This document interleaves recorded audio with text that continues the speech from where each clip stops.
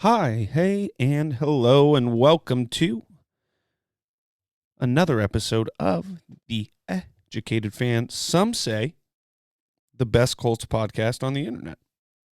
I'm your host, Brandon, joined here by your co-host, my best friend, Andrew Moore. What do you think? Technically sixth best podcast, Colts podcast? Ninth best. Ninth well, best.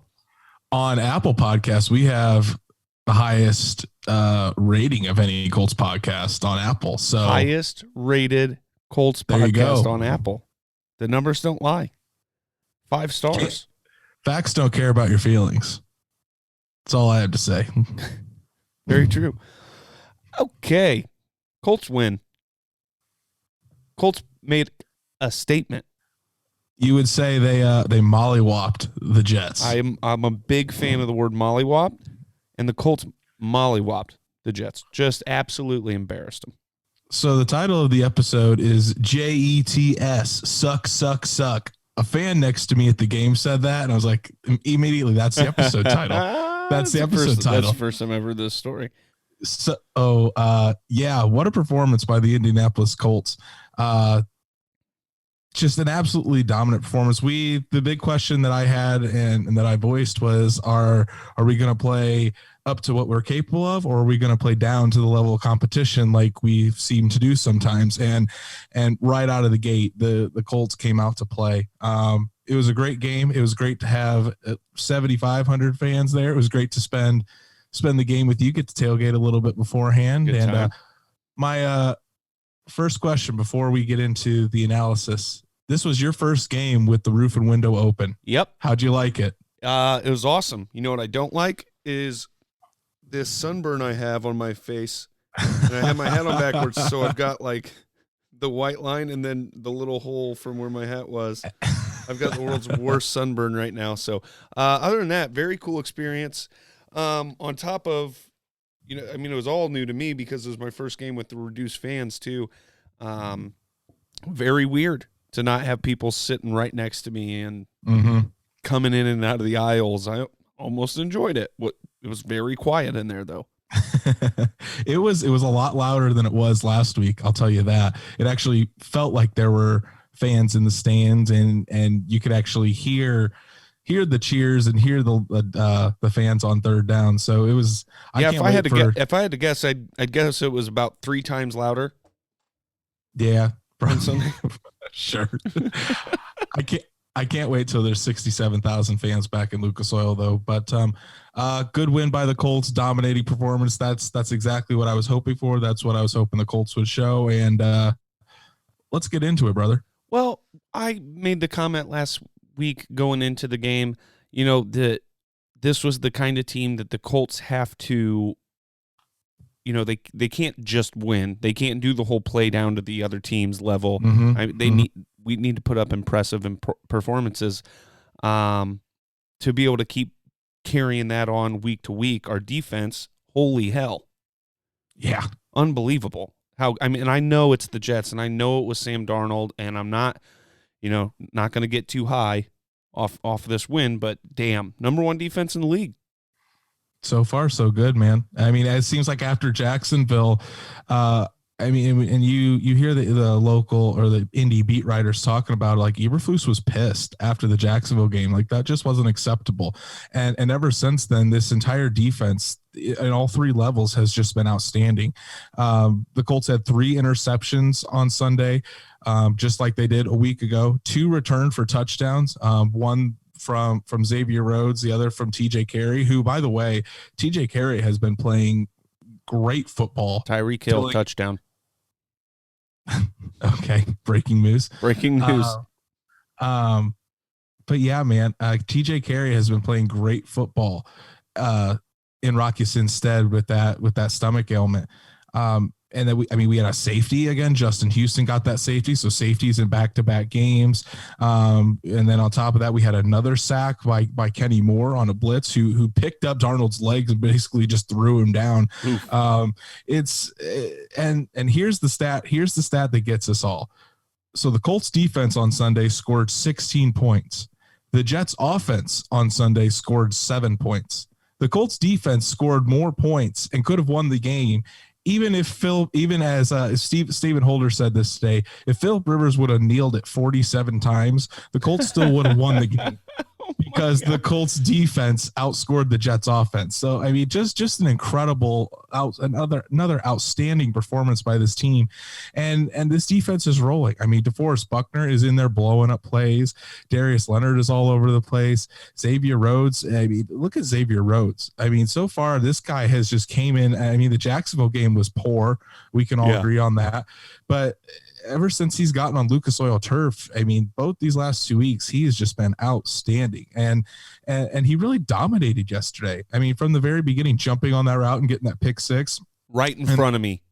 Oh, man. Go. And I could see it developing, too. I'm like, here it comes. And he had it. And I'm like, come to me, Betty.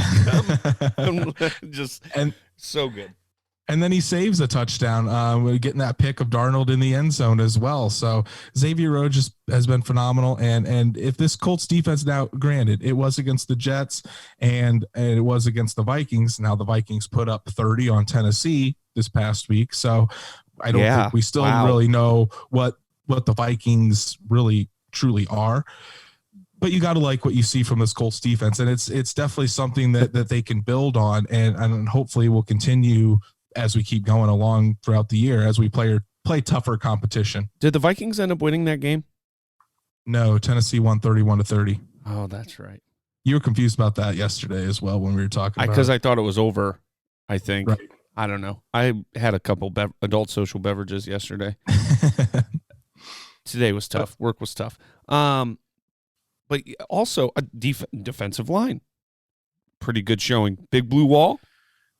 On the defensive side, they played pretty good. I would have liked to have seen them get home on some more sacks. It seemed like Darnold was 2 sacks. 3 sacks? They had 2 sacks, but there were quite a few other times where they had the pocket pretty much collapsing, but Darnold was able to escape, and you got to credit part of it on Darnold because he is pretty athletic and he's able to keep it to move and get out of the pocket. I mean, his touchdown. On my end of the field where he escaped that pocket, was able to throw a dart right into the end zone. That was some good stuff. So I would have liked to see the defensive line get home a little bit more, but overall, I mean, it's hard to really complain with how this defense is playing right now. I mean, like you said, number 1 in the league. While we haven't played top competition, I feel like this is something to build on. And this is kind of the blueprint that Matt Eberflus wants to do and create those turnovers. So, hopefully they can keep it rolling, but it's definitely a good start. And definitely, I don't think anybody expected us to be here after what we saw in Jacksonville. Right. And sometimes, even if it's, not the best teams that we're playing against, a team getting that confidence early in the season, and seeing what it takes to win, convincingly, or just, I don't know how I'm trying to say what I'm trying to say, but essentially my point is that can help us in the future just on a confidence level, and execution level, right. Getting these easy ones. Yeah. And I think this team knows that they really haven't accomplished anything yet. They know that they need to keep this going and keep putting the pedal down, especially on defense. Darius Leonard even said, like, nobody cares how your defense is ranked here in week 2 or week 3. They care about how your defense is ranked in week 16 and 17. Yep. When you've got the full body work, the full season, and you're pushing towards the playoffs. So the leaders on this defense, Darius Leonard, Justin Houston, DeForest Buckner, Kenny Moore, they all know that this needs to continue in order for the Colts to have success. So that you can tell they're not satisfied, and they're still going to continue to try to get better and clean things up. But I mean, outstanding performance. Can't really complain too much about the last 2 weeks for the Colts defense. Well, guess what, Darius Leonard? I care that we're ranked number 1 in defense in week 3. Philip Rivers, pretty good day. Nothing flashy from the offense this week. I felt like it wasn't, it wasn't a bad offensive performance. There's nothing really to complain about big time, but there was nothing huge. Obviously, how many points did our offense score? I think 14. 17. 17. Yeah, because 17. We had yes. We had 2 field goals, didn't we? 2 out of 3. Yeah. 20 maybe. 20. I don't know. It adds up to 36. You get it. Yeah, 20. 20's right. Yeah, 20. But yeah, Phillip Rivers, just a consistent, reliable play on Sunday. 17 out of 21, 217 yards and a touchdown. Not a bad day. No, not a bad day. He's doing exactly what the Colts need him to do to win games. And we said this in the beginning of the year. Like, Phillip Rivers doesn't need to be Andrew Luck. Phillip Rivers doesn't need to be Peyton Manning. Phillip Rivers just needs to be just a little bit better than what Jacoby Brissett was last year. Mm-hmm. He's taken in these outside of the Jacksonville game where he had those interceptions, he's been taking care of the ball. He's been incredibly accurate. His timing with the receivers has been great, and his decision making has been exceptional. He's getting the Colts in the right plays. He's checking the protections. He's checking to the run. He's getting it into his playmakers' hands. I mean, you saw it yesterday. He was hitting TY in the middle of the field. In those open zones.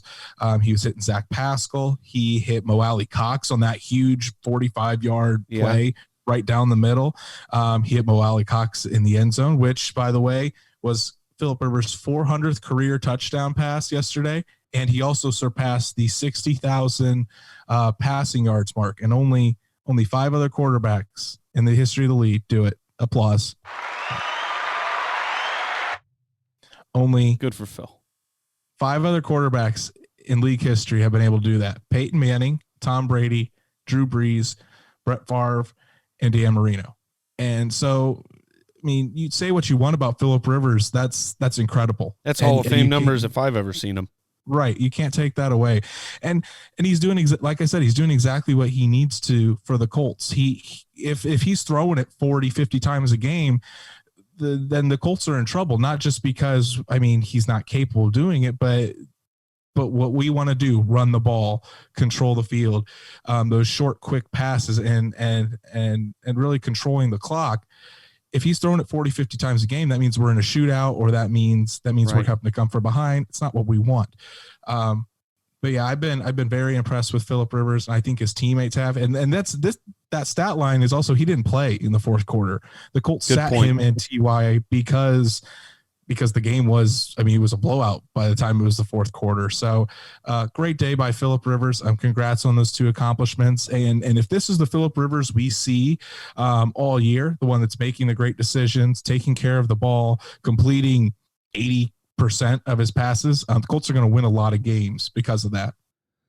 Yeah, I agree. And, I'm sure you've seen in the media this week the comments about 0 3-and-outs so far this season. Only team left in the NFL with that stat. That's super impressive. And 3-and-outs really irritate the hell out of me. And I didn't know that stat until Mike Wells. Was it Mike Wells that brought it up? It could have been. To Frank.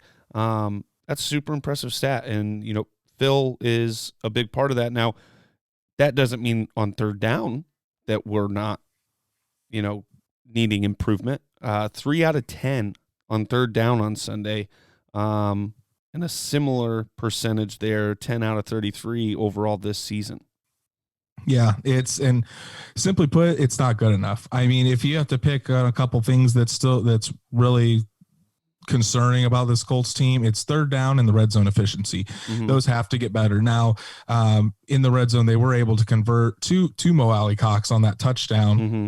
And Jonathan Taylor was able to get a touchdown run. So it was a little bit better this Sunday, but I still think it definitely has room to improve. But that third down one is kind of concerning because the Colts, the past 2 years under Frank Reich, have been pretty good on third down. So it is something that I think the Colts need to get better on, whether it's getting into third and short more often. There were quite a few times it seemed like on Sunday where the Colts were in third and 6, third and 8, somewhere around there. Now, if it can be 3rd and 2, that opens the playbook up a lot more.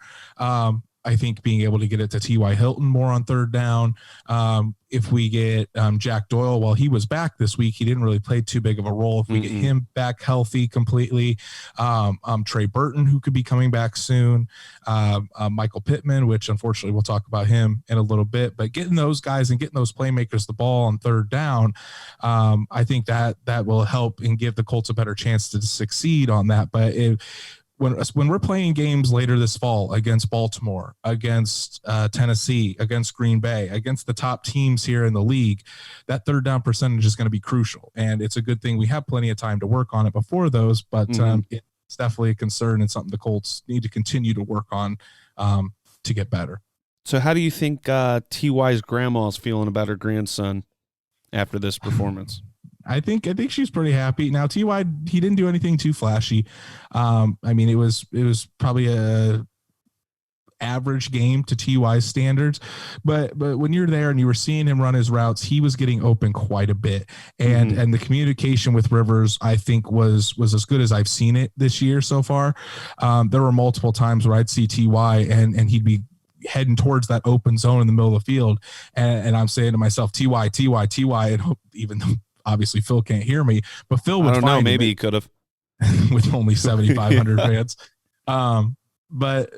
But Phil would find him in those soft spots, and there were multiple third downs where Phil was able to find him. So T.Y. did look a lot better. He didn't have a drop, so that was good. Like he did the first two games. And I think it's just getting that confidence in him, getting back into a couple solid games, and we're going to have the T.Y. Hilton of old. So he looked good to me. I really didn't have any concerns for him after the first two games anyway. I know a lot of people were talking about it, but I mean, all great players go through a little bit of a slump. So, and T.Y. is no different. So I think just the more time he's able to be on the field with Rivers too, that's only going to help. So he looked good to me. He looks like he's finally starting to get his feet back under him. A solid performance. Again, he didn't play in the fourth quarter either, so his stats could have been even bigger if he would have played in the fourth, and if it was a more of a shootout game. But I mean, I think this just kind of solidifies that T.Y. had just about a couple games. He's fine, and the Colts are winning right now, so he's doing what he can to win. And T.Y. also isn't a stat guy. You're not going to see T.Y. complain like an Eric Ebron that he's not getting balls thrown his way. He's going to do whatever the team needs him to. So, I think that talk with Grandma definitely helped T.Y. and helped the Ghosts get back on track for sure. Right. So the Jets are real bad at football. They're not good. Them and the Giants look bad too. I saw something on ESPN today that said, "Is New York tanking for Trevor?" And they were talking about the Jets and the Giants. Oh my gosh. So Andrew, that question you asked me this weekend before the game, why don't you go ahead and tell the fans about that? Yeah, so I saw this on Twitter, and I apologize, I don't remember who said it, but it definitely made me think. This was before the game. So I was thinking, what if the Jets do get the number 1 overall pick and they take Trevor Lawrence? You have to take Trevor Lawrence, right? We'll see how he plays this year, but I mean, you have to. Right. Then Sam Darnold suddenly becomes available. Do the Colts try to go after Sam Darnold? Because I think a lot of what Sam Darnold, I mean, the issue is he just doesn't have any help around him. All right. Number one, I don't think Adam Gase is a very good quarterback coach. I mean, I think I saw someone saw another tweet said that why is everyone calling Adam Gase an offensive genius? And then Trey Wingo said, well, he talked to Peyton Manning once. And I guess that makes him an offensive genius. So I don't think Adam Gase is a very good coach for him. He doesn't have much around him. The offensive line there is terrible. So look at Tannehill. Look at Tannehill. Tannehill's evidence of the fact that Gase really isn't worth much as QB coach or offensive mind. Look how well he's doing in Tennessee now. Gase everybody knew Tannehill was a talented guy, and he was probably could have been better. If he wasn't wasting his earlier years getting hurt all the time and being under this offensive genius. Right. So that brought up the question that someone asked was like, if Darnold is available, do the Colts try to see what the asking price is? Would the Colts even think about trading for him? And it just kind of, I don't think they would. I think if they did, it would have to be for like a 5th round pick at most, because I don't think Ballard's going to give up those picks, and he's not going to force the quarterback. Plus from a tweet that we at least I saw from Zach Kiefer, Jacob Eason is really impressing behind the scenes. Like the Colts he's doing everything the Colts are asking and more. And he's consistently staying late after practice to get extra workouts with Marcus Brady, the quarterback coach, extra film review sessions. Like this kid is in that building. I don't have this on as a fact, but it seems like he's staying pretty late in the Colts facility and putting in the hours that the Colts want him to and more, which is great to hear and great to see. So if Eason's really making this impression and the Colts are really liking what they're seeing, I think that puts the chances of them even trading for a quarterback go down even more, especially since they might want to see what Eason has. So, originally I thought, that's interesting, but then the more I think about it, it's like, I don't know if it would happen.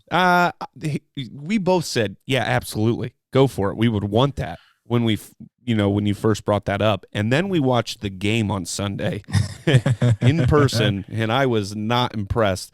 And you can't make your opinion off of one game. I know, but geez, it definitely had an effect on my. At the same time, I mean, with the Colts not forcing it, I don't think it would happen. Plus, I really don't. I mean, I think the Jets really could be suited better with just having someone trade them like 9 first-round picks to get Trevor Lawrence. So, but it was just something fun to think about. That wouldn't be a bad idea for them. I know. I think the Dolphins were offering like the house to get that number 1 pick this year to get Joe Burrow, but despite some reports as well that conflict with that, saying no, they wanted Tua the whole time. Yeah, no, they didn't. Moving along. So Andrew, you brought up earlier Michael Pittman Jr.'s injury, crazy freak thing. It seems compartment leg syndrome in the calf. He had surgery Sunday night. Mm-hmm. So what compartment syndrome is, it's basically when like in Michael Pittman Jr.'s case, it was his calf. There's a lot of pressure in the calf, and it's not allowing blood or really any the muscle to decompress at all. And if it's not treated quick enough, it can cause muscle and nerve damage. And Nick Sirianni, the offensive coordinator of the Colts, actually had this before, and it got infected because it wasn't treated right, and it caused some issues. So it's a pretty serious thing the more you read about it. So, but the symptoms didn't really even pop up until after the game last night. Michael Pittman Jr. was smart enough to take the initiative. He quickly called the Colts medical staff. They when they heard about it, they're like, yeah, we needed to get this taken care of right away. So he was immediately had surgery last night even to take care of this. So, Frank Reich didn't put a specific timeline on it.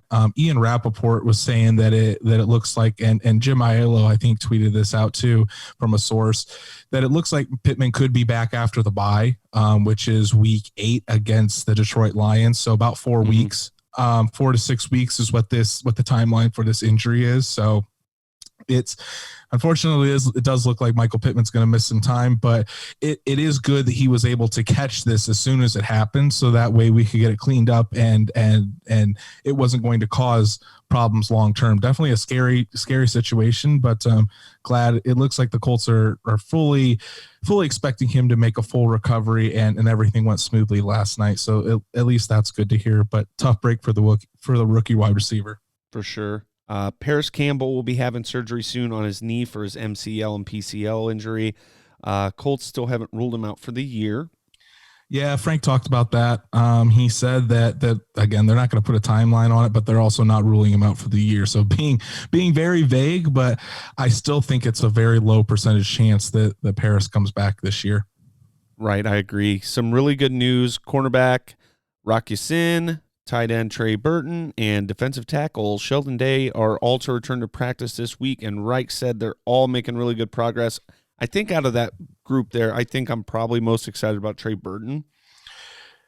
Probably because we just haven't seen him yet, and the Colts offense had so many plans for him. Right. So we'll see if they play this weekend. Just because they're practicing doesn't mean they're automatically going to play. Once, especially in Trey Burton and Sheldon Day's case, once they start to practice and are taken off of IR, or once they start to practice, the Colts have 21 days to either put them on the active roster or shut them down for the year and keep them on injured reserve. So it doesn't mean they'll play this weekend, but it is a good sign that they're already coming back to practice. And Reich said they're all making good progress. So Rock Ya-Sin, I would think, has a good chance to play Sunday, though. That'd be great. That'd be great news. He was just sick, right? So yeah, they said non-football illness. So was that the flu? Was that appendicitis? They didn't really say, but sure. I mean, if we can get those three guys back, the Colts get a big chunk of their main guys that are injured. So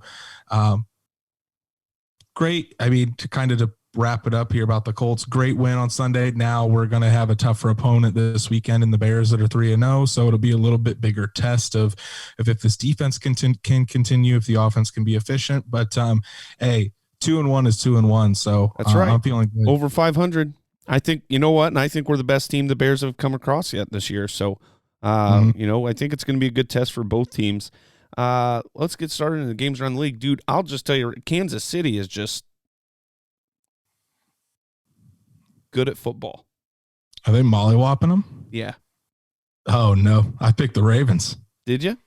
I did. I think this is the week you're gonna win this week on our picks. I hope so. But we'll see. So moving along, Dolphins 31-13 against the Jaguars. We didn't talk about that game. No. Fitzpatrick looked pretty good. Yeah. Oh, and he was running the ball too. Yeah. That number one rusher in the AFC East. You know, I don't think he was in the AFC East, but definitely the number one rusher for the Dolphins last year. Yeah, Fitzpatrick looked good. Running the ball, looking like he's a young guy still. Bears come back. I didn't even realize it was the Falcons. The Falcons gave up another lead and blew the game again. I think Nick Foles. I think Dan Quinn's days as the Atlanta Falcons head coach are numbered at this point. That's pretty bad to give up two huge leads like that in back-to-back games. So what's Arthur Blank going to do again this year? That they're going to he's just going to let Dan Quinn destroy a whole season and then say, well, I'm not going to, get rid of a coach right in the middle of a season. And then Dan Quinn wins 6 out of the last 7. Well, don't you see? We got progress. We're moving towards something now. What?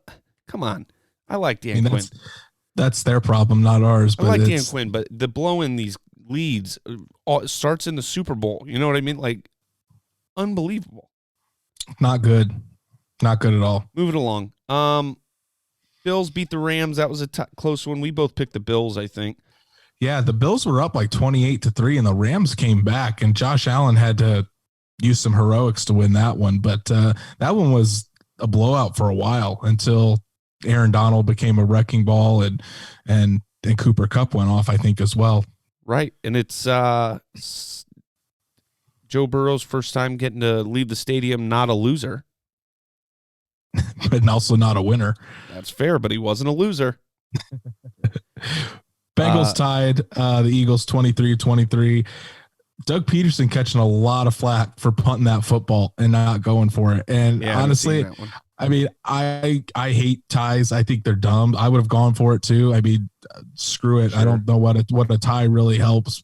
So put it in Carson Wentz's hands and I mean, he's been struggling, but I mean, stick behind your quarterback and give him a chance to at least win the ball game for you. Right. The Browns beat a Washington team that has been looking pretty good, 34-20. So I don't know about the Browns. We'll see. They got to play some more games before I'm sold on anything with them.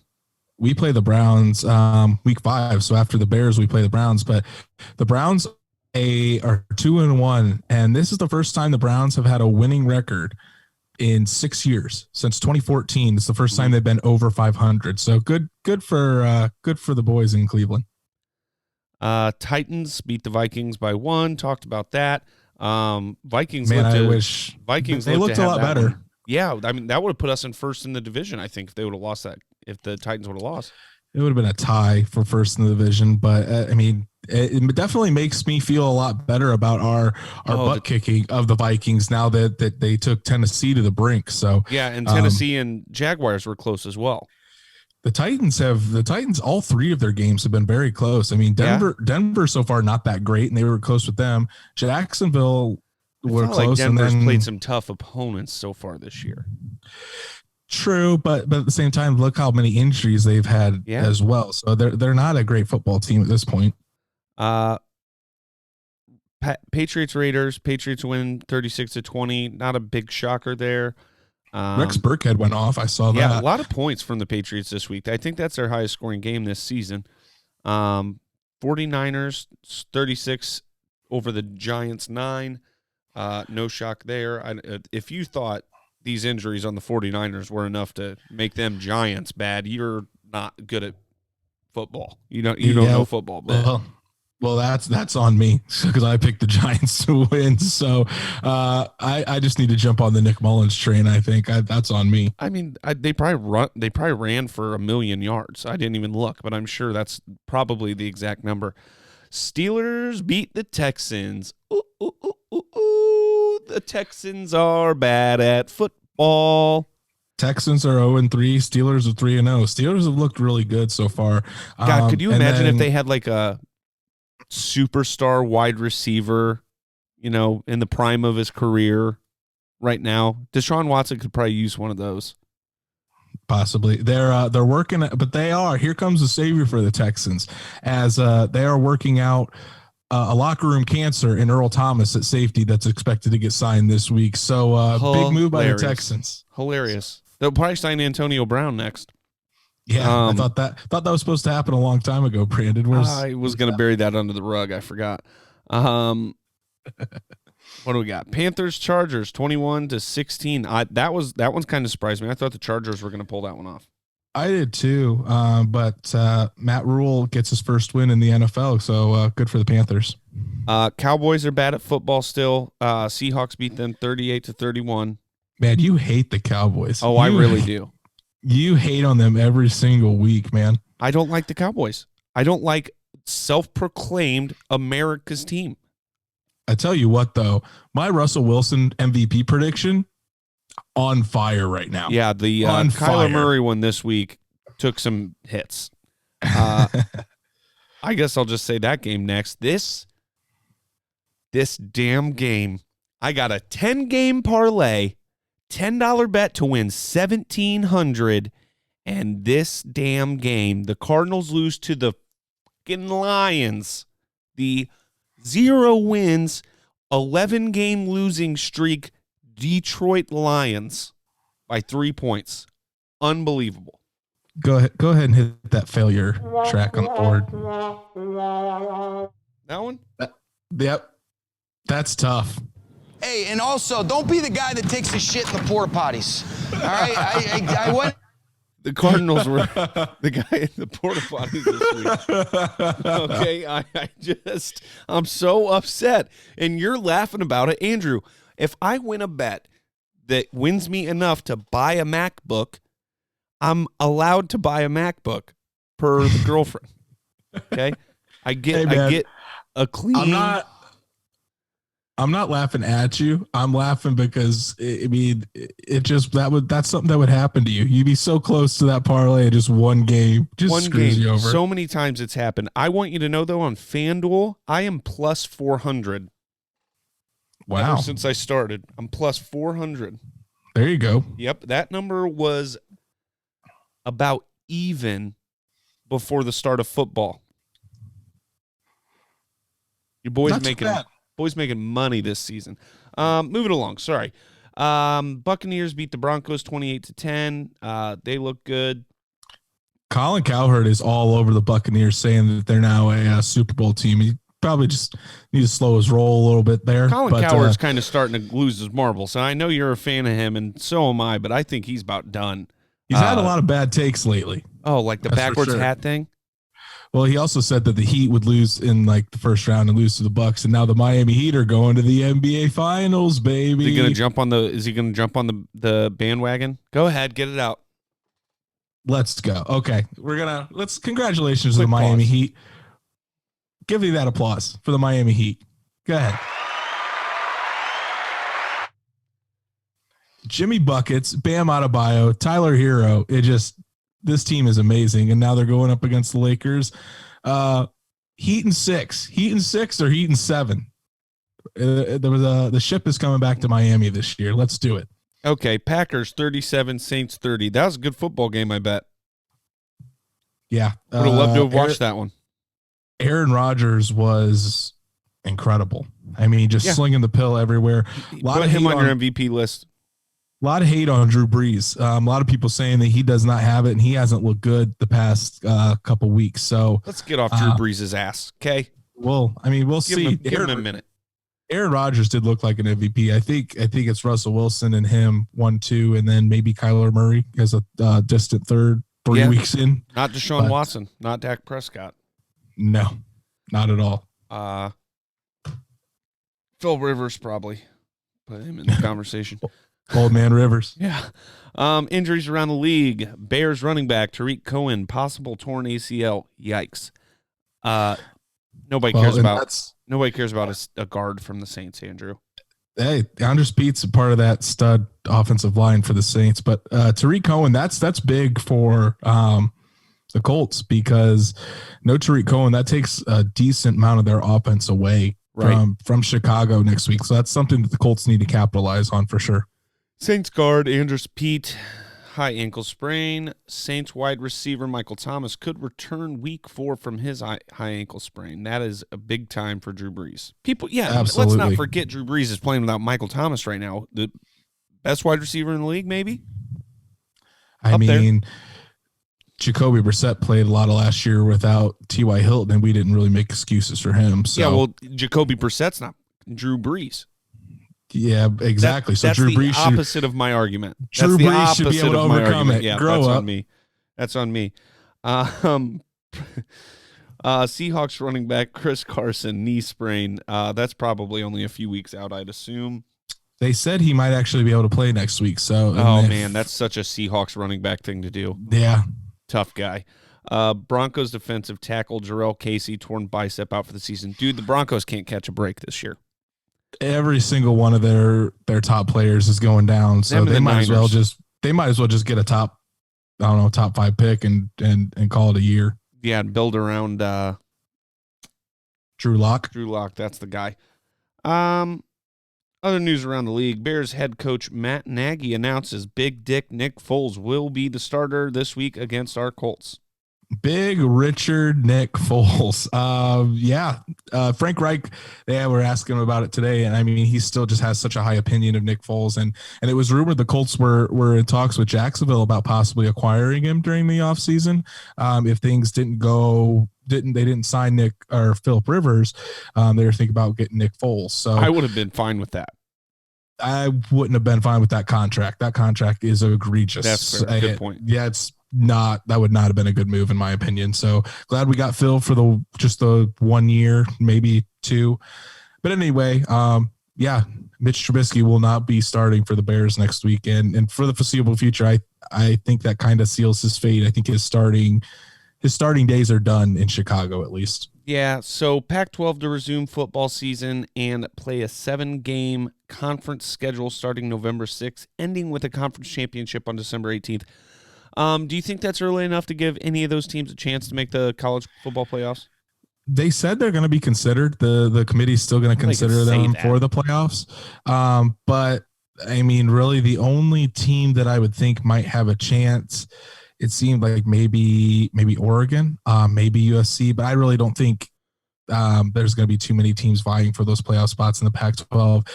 But I mean, now all the Power 5 conferences are playing football, so that's good. I think they probably should have started at the beginning of the year, but that's my own personal opinion. But hey, everyone's playing football again. You got to love that. Right. Something I meant to mention earlier about our game, and Frank doesn't seem to have any concern. Blankenship knocks one off a pole again, off the upright. Mm-hmm. Any concern from you there in the kicking game? Or, I mean, he's young. He is a rookie. I think the Colts are going to give him a little bit of a leash because he's a rookie and he's still learning. He is still 8 of 10 overall in the year. So he's kicking at 80%, which not terrible, not great. You'd like it to be around between 85, 90 at least. But Frank said today, I mean, they're happy with how he's progressing and learning the game. So I do think because he's a rookie and still developing, that plays a little bit into it. But if this does start becoming a weekly thing where it's miss after miss after miss, I don't think he's not Adam Vinatieri. The Colts won't feel like they have to keep him on the roster. They will make a change. So I don't think it's time to panic yet, but it's something to monitor in my opinion. Hey, found a new button. Forgot about that. Oh, I like that one a lot. So random. I'm adding that to the main page. Colts player of the game this week. Andrew. Pouring up a beer. Who got to pop the champagne this week from the Indianapolis Colts? You got to give it to the fairly new Colt, Xavier Rhodes. Definitely his best performance as a Colt so far. He had 2 interceptions, 1 return for a touchdown, 1 tackle, 2 passes defensed. And he is currently the number 1 ranked cornerback on Pro Football Focus, which is wild to think about. He's the highest graded cornerback from Pro Football Focus. All right. Okay. I love that. Now, I mean, it's only week 3. What about Jonathan Taylor? We didn't talk about Jonathan Taylor at all. He had a solid game. I mean, he had another touchdown. Nothing too touchdown. Exciting. Yeah. Touchdown won me too some exciting. money. There you go.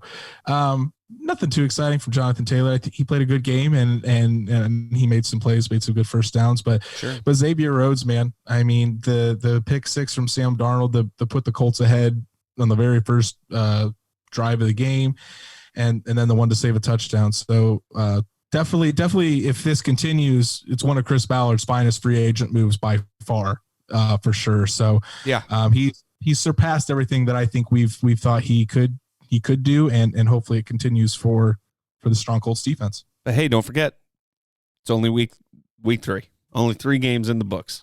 So long season ahead. Hoping to see some more of that from Mr. Rhodes. That's it this week, guys, for our week 3 recap. We are going to talk to you again Thursday for our preview of the next game against the Bears. But you should go follow us on the social media websites, on Facebook, on Instagram, on Twitter, and also on YouTube. There you go. Subscribe and comment, or whatever they say in YouTube world. Hit that bell for the notifications. Yes, do that. I don't know why people want that, but do that. It's probably because then you're more likely to watch the video when you get notified about it. But not only go follow us, but share the profile with your friends. If you already follow us, tell somebody else about it. Send it out at The Educated Fan. Go ahead, Andrew. That's at THEEDUCATEDFAN. And yeah, go share it with your friends. We think we have a pretty good Colts podcast. It's chill. You get educated. You love talking about the Colts. Share it with your friends. It's a good time. Speaking of the ED at the end of our name there, Andrew, I'm sorry about your disease. I fucking love football and I love you guys.